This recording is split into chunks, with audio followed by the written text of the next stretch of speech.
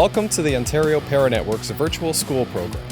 This video series will address accessibility and inclusion, provide information about adaptive sports and how to get involved. You'll hear from our athletes about their dedication and commitment and their accomplishments. For information about our programs, please visit us at www.onpara.ca. Thank you for participating in our program. Enjoy!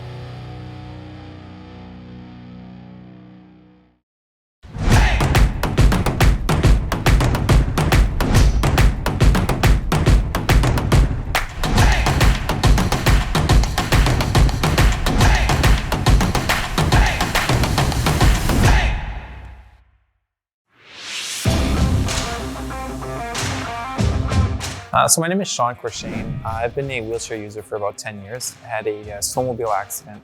I play wheelchair basketball and wheelchair tennis. So I started playing wheelchair basketball about 2 years after my accident and kind of been playing that, still play that day, wheelchair basketball to this day. But I started playing wheelchair tennis only about 4 years ago. Some of my accomplishments in adaptive sports is probably my main one would be to play for the Ontario basketball team and pretty much the Ontario tennis team as well. So the Ontario basketball team, I was an alternate. It was only about 3 years after my accident. So it was kind of a really nice first time into very competitive sports and on a competitive team. So it was really cool. And then recently I was, we kind of have like a Team Ontario going for tennis. So we kind of travel to the same tournaments and kind of, support each other. And it's a really cool environment to be in. I was introduced to adaptive sports by someone that I met at Lyndhurst. So Lyndhurst was my rehab center after my accident. I spent a couple months there and I got to meet some very interesting and cool people there.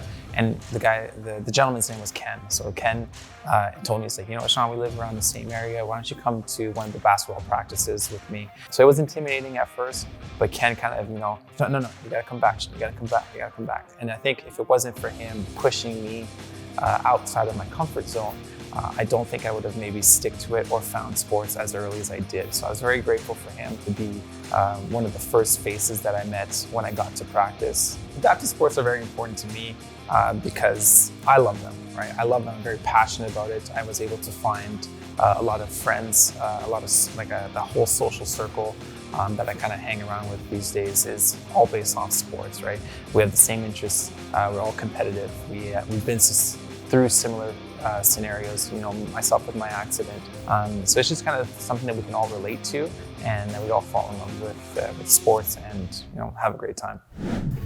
So I've been coaching for about 5 years now. I love every minute of it. I love to impact children's lives in a positive and healthy way. It's next level. Like it is just a gift to be able to see these kids grow and to see them become better and better athletes. It is rewarding beyond beliefs, like beyond words. So I coach now with a group, an organization called Cruisers. So they're out of Halton Peel. They were my first kind of face to adaptive sports.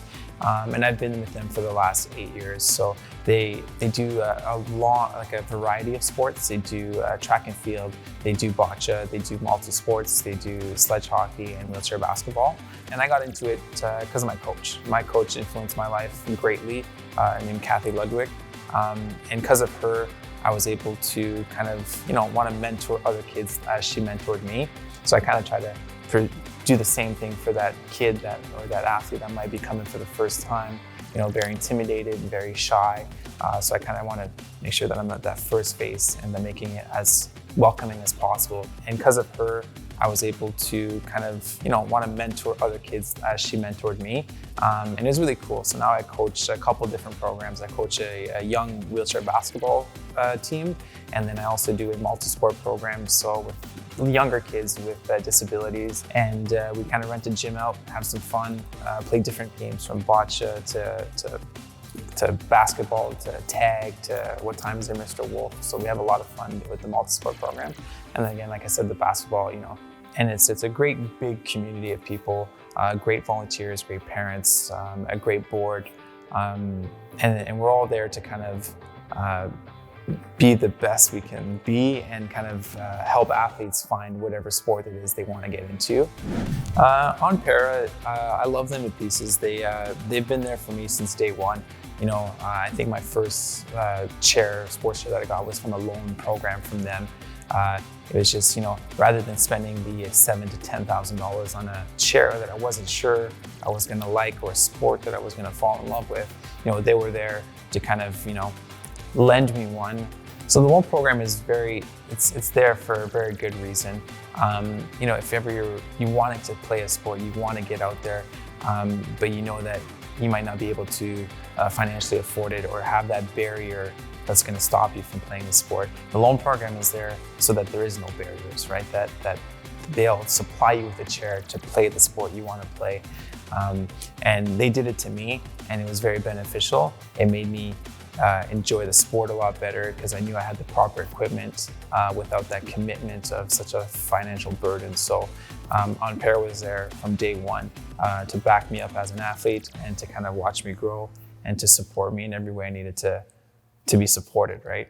Today we're going to be talking about how to pick up a basketball. There's a lot of different ways that you're going to end up losing the basketball. You're going to end up hitting it off your chair. Someone might tap it out of your hand. You might end up hitting it off of your own wheel, right? These are all things that happen while you try to dribble the basketball. But a good way to pick it up is if you are stopped, you can roll the ball up the wheel.